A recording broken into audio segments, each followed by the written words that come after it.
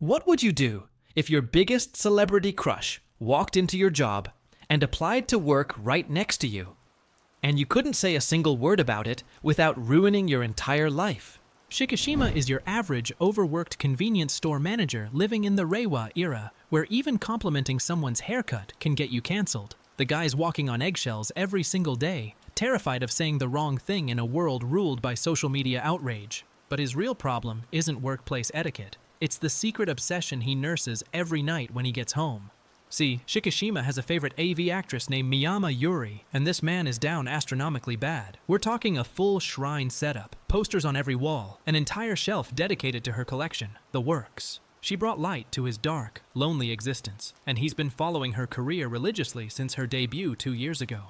Then, one day, his coworker tells him someone's arrived for a job interview, and Shikishima heads to the back room expecting just another applicant. Instead, sitting in the waiting room is a girl who looks exactly like Miyama Yuri. Same face, same build, same everything. The man is so shook he literally falls on his butt and has to introduce himself from the floor. She says her name is Tamagawa-san, and Shikishima's brain immediately goes into overdrive trying to figure out if this is really her. He pulls himself together just enough to start the interview, but internally he's screaming, "This girl has the same height, the same measurements. The data is matching up way too perfectly to be a coincidence."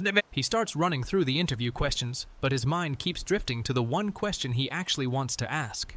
Were you in an AV? He almost lets it slip, catching himself mid-sentence, and literally slapping his own face to stop the words from coming out. Ryo just sits there confused, while this grown man has a full meltdown across the desk from her. The thing is, Shikishima knows exactly what happens if he asks that question, and he's wrong. He imagines the social media firestorm, tweets going viral, news headlines identifying him by name, his career destroyed overnight. In the age of cancel culture, one wrong word during a job interview could end everything he's built. But then he checks her resume and notices something strange in her employment history. During the exact 2 years that Miyama Yuri was active, Tamagawa Ryo apparently had a completely different job listed. Either this is a different person entirely, or she's covering her tracks with a fake work history. Shikishima's convinced the resemblance is just too uncanny to ignore, but he can't risk asking directly. So he wraps up the interview with the standard, "We'll contact you once we've made our decision" line. Ryo enthusiastically thanks him for the opportunity, and all Shikishima can think is how much this whole thing felt like an AV audition scene. He ends up hiring her, partly because they were short-staffed, and partly because there was genuinely no reason to reject her application. But now he's stuck working alongside someone who might be his ultimate celebrity crush, and the mystery is eating him alive. He tells himself to focus on work and stop thinking about it, but that's way easier said than done. Ryo's first day of training starts at the cash register, and Shikishima walks her through the basics like any good manager would. Then it's time for her to handle a real customer, and this girl lights up with the most radiant smile anyone in that store has ever seen. She hits the customer with a "welcome," so bright that even the random dude with the shopping basket looks stunned. Shikishima watches her work and has a genuine moment of clarity. The key to customer service really is the smile. Ryo finishes her first transaction and immediately turns to him asking how she did, bouncing with excitement like a kid after a school play. It's the kind of energy that makes you forget she might have a very different kind of career on her resume. He tries to give her professional feedback, but stumbles over his words because she's standing way too close and looking way too eager. He manages to say something vaguely resembling a review score, telling her she passed her debut and giving her 5 stars. Internally, he's cringing because he basically sounded like he was rating her on a fan site. Ryo doesn't catch the awkward subtext at all. Instead, she giggles and calls him cute, saying he reminds her of a middle school kid. Shikishima short-circuits because a girl who might be an AV actress just called her 40-year-old boss adorable. He's relieved she's tolerant but also mortified, standing there trying to process 17 emotions at once. The atmosphere between them actually starts to feel warm and comfortable, and Shikishima thinks maybe he could finally work up the nerve to ask her that question. But then disaster strikes. They bump into each other in the narrow store aisle, and he trips in the most dramatic way possible. The collision is so over the top that even the customers notice. He panics and blurts out the worst possible explanation for why he fell, stammering something about her chest brushing against him. The words leave his mouth and he instantly knows he's done. This is a sexual harassment complaint waiting to happen. His imagination spirals into a worst-case scenario of getting identified and arrested on the evening news.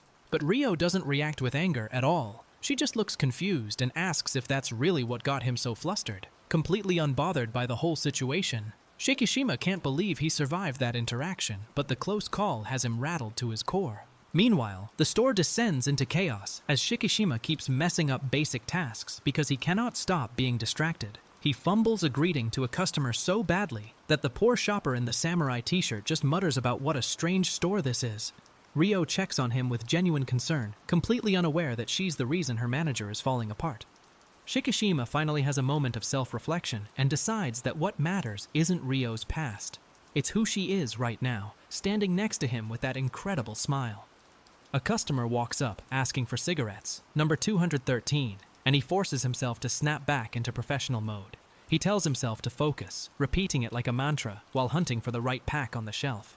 But even as he locates the Marlman pack and tries to do his job, the question still lingers in the back of his mind like a splinter he can't pull out. Whether or not Tamagawa Ryo is secretly Miyama Yuri remains completely unsolved, and it's going to haunt every single shift they work together. This man just signed up for the most torturous part-time management gig in convenience store history. And something tells me the truth is going to come out in the worst way possible.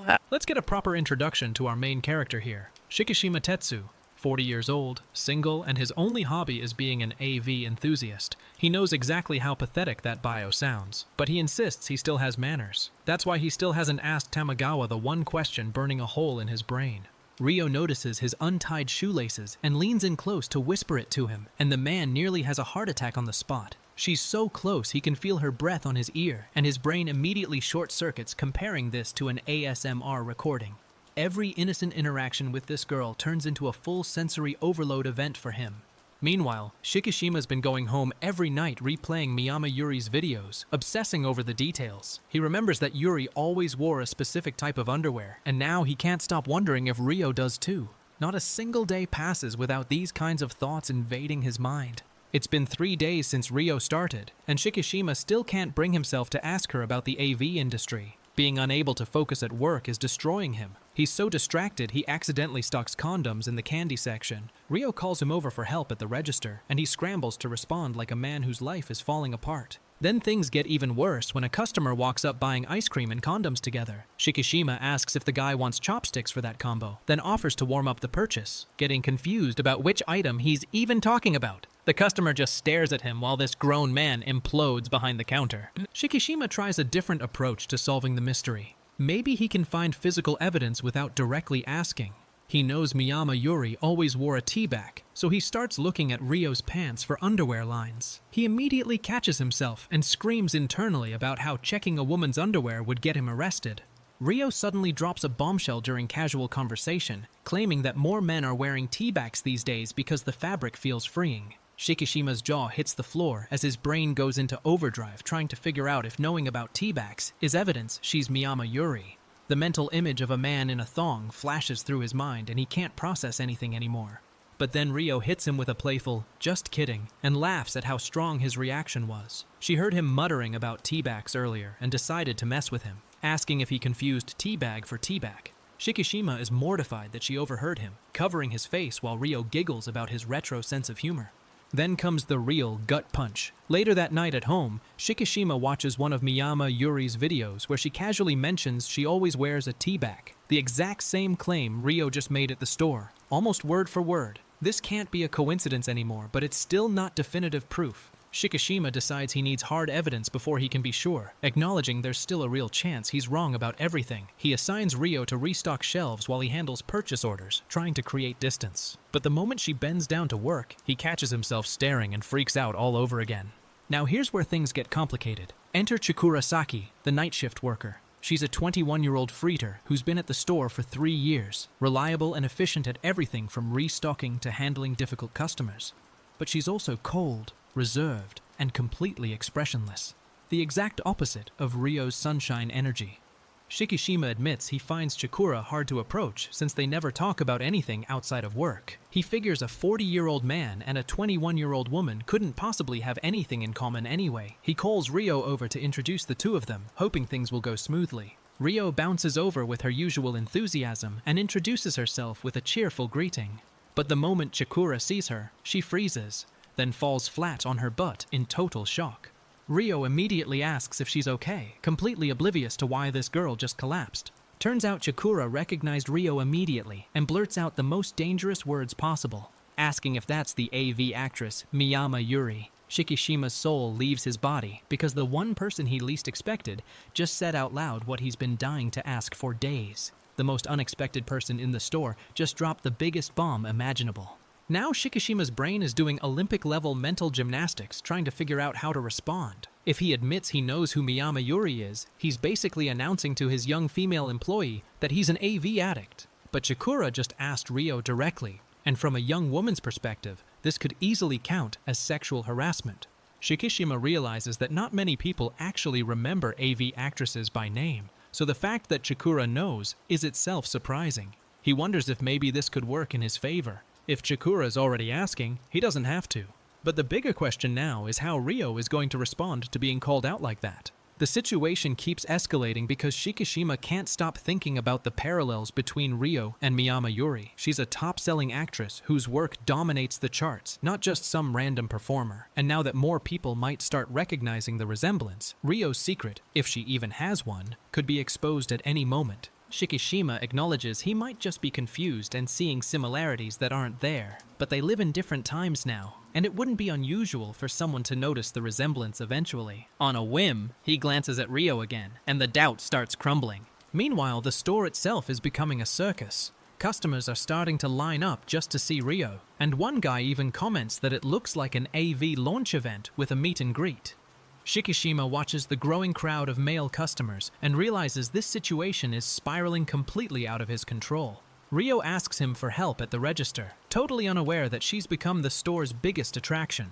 And just like that, Shikishima's quiet little convenience store has turned into ground zero for the most awkward workplace mystery in manga history. Chikura knows something. Ryo may or may not be hiding everything, and the customers are catching on fast. The only question left is who's going to crack first, and honestly, it's probably going to be Shikishima himself. Ryo mentions that her previous job outings weren't great memories, but she's excited to have fun with her new co-workers. Shikishima watches this and wishes he could get along with people that easily. Somehow the conversation has spiraled into planning a welcome party, and now he's stuck booking a venue. Shikishima and Chikura celebrate because Ryo finally said something that matched one of Miyama Yuri's known traits.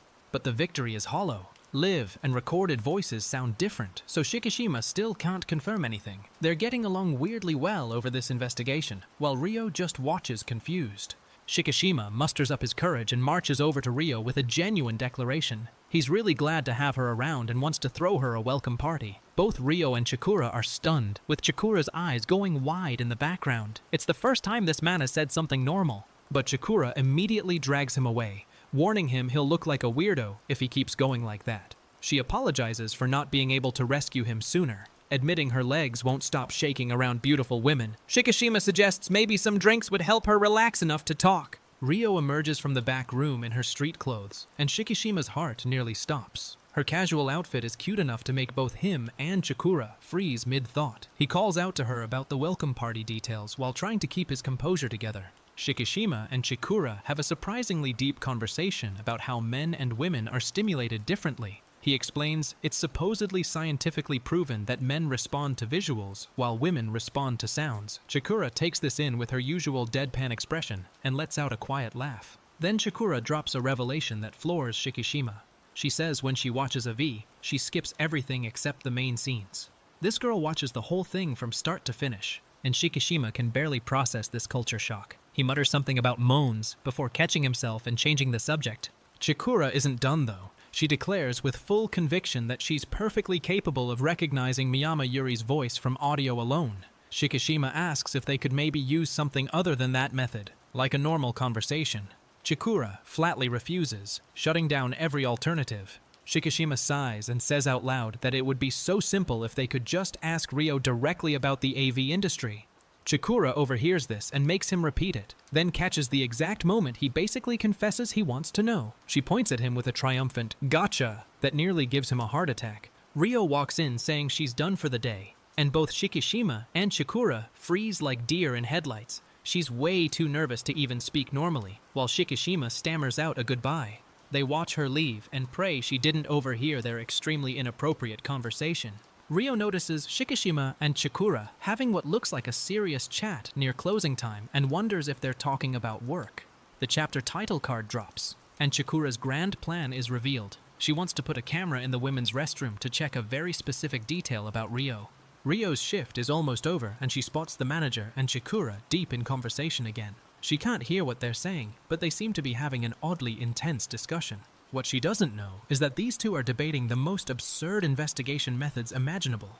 Shikishima is horrified when Chikura suggests her restroom camera idea, reminding her that's literally a crime. She pivots to asking if he could just ask Ryo directly, but he explains that would count as sexual harassment. The two of them are completely stuck. No legal way to confirm anything. Chikura refuses to talk to Ryo herself because she says beautiful women make her too nervous and panicky. Shikishima calls her out for sounding like a complete virgin, which makes Chikura start trembling and slamming things. This hard-working, efficient employee turns into a total mess at the thought of approaching a pretty girl. Back in the office, Shikishima explains to Chikura that it's still not confirmed whether Ryo is actually Miyama Yuri. There's a real chance it's just a look-alike. Getting definitive proof is nearly impossible without crossing major boundaries, but maybe a girl like Chikura could ask without it being harassment. Chikura agrees with the logic and starts geeking out about Miyama Yuri's qualities. Her beautiful face, her charming personality, her incredible range as a performer. Shikishima listens and is genuinely impressed by Chikura's analytical eye, even considering giving her a raise. But they both agree that appreciation alone isn't evidence. Then things take a wild turn when Chikura starts talking way too explicitly about her physical reactions to Ryo. Shikishima realizes that ever since they touched on the topic of AV, this formerly quiet girl has not stopped talking. He wonders if maybe Chikura is the secret weapon he's been looking for all along. Chikura presses Shikishima harder, insisting he must have encountered Miyama Yuri's work at least once. He panics and decides to play dumb, flatly denying he watches a V at all. Chikura stares him down and declares that there is no man alive who doesn't love a V, backing him into a corner. She calls out his bluff immediately, asking if he's really going to play dumb right now. Shikishima tries to maintain his composure, but Chikura is relentless, telling him that's no way for a boss to act. This girl went from being unable to make eye contact to interrogating her own manager in record time. And then Chikura drops the bomb that changes everything. She turns to Shikishima and asks point blank if Ryo isn't the AV actress Miyama Yuri. The most unexpected person in the entire store just said out loud what he's been terrified to whisper for weeks. Now Shikishima has to figure out how to respond without publicly declaring himself an addict. And with Chikura as his new partner in crime, this investigation is about to get a whole lot more chaotic. Shikishima tells Ryo he's planning a welcome party and asks what food she'd like. Ryo lights up and declares she absolutely loves Horomon, which is adorable, but also creates a logistical nightmare. Shikishima realizes this party is actually happening now. Chikura gets tasked with finding a Horomon restaurant, but she's already dreading the event. She imagines 3 socially awkward people sitting in dead silence and wonders if they should just cancel. The welcome party is shaping up to be a disaster. Ryo sweeps the store entrance while happily replaying the welcome party invite in her head. She tells Shikishima she's really looking forward to it with that signature smile. He stands frozen in the doorway, speechless all over again. Shikishima stresses about the party logistics. He hasn't eaten with a woman in ages, and Chikura can't even function around pretty girls. He pictures the 3 of them at a table in total silence. Maybe canceling really is the move.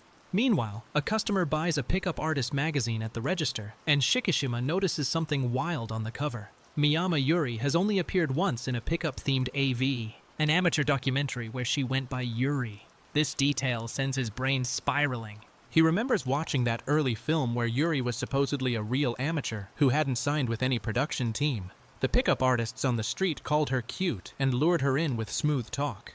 Shikishima was screaming at his TV alone when he first saw it. Now 2 guys walk into the store and start hitting on Ryo right in front of the register. They're asking for her number, her shift schedule, whether she has a boyfriend. The full creep playbook. Shikishima watches from behind the counter and feels his blood boil. He smells trouble and tries to rush through the checkout line to intervene, but he's so distracted he rings up a customer for 150,000 yen on a simple purchase. The situation with Ryo is escalating and he can't get to her fast enough. Shikishima tells himself Ryo would never go along with a random pickup. But then he remembers, if she really is Miyama Yuri, she literally did exactly that in her amateur days. The parallels are too terrifying to ignore. He finally snaps and charges at the guys, ready to unleash karate he learned from a mail-order course as a kid. But before things escalate, the guys apologize and ride off on their scooter. Shikishima is left standing there looking ridiculous. The reality hits him hard. He was so caught up in his Miyama Yuri fantasies that he almost failed to protect his own employee.